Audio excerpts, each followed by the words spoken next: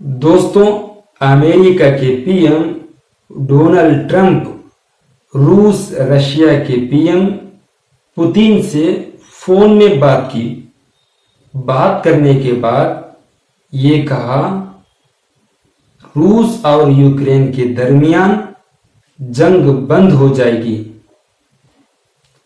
Iran के supreme leader Ayatollah खामनाई की तरफ से ये बयान आया हुआ है, अमेरिका हमारे न्यूक्लियर पावर पर कुछ भी पाबंदी नहीं लगा सकता।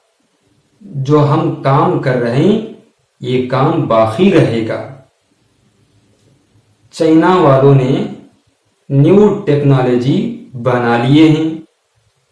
होने वाले हमले को शुआ के ही जरिए से रोका जा सकता है।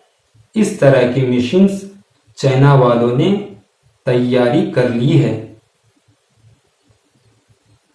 इस्राइल के पीएम नेतन्याहू की तरफ से ये बयान आया हुआ है, गाजा में जो कुछ भी हम कर रहे हैं ये हमास के हमलों का बदला है कि उन्होंने 7 अक्टूबर 2023 को हम पर हमला की।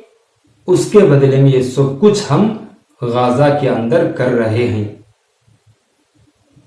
गाजा में इस्राइल की हमलों की वजह से 24 घंटों में 47 गाजा के रहने वालों की मौत हो गई।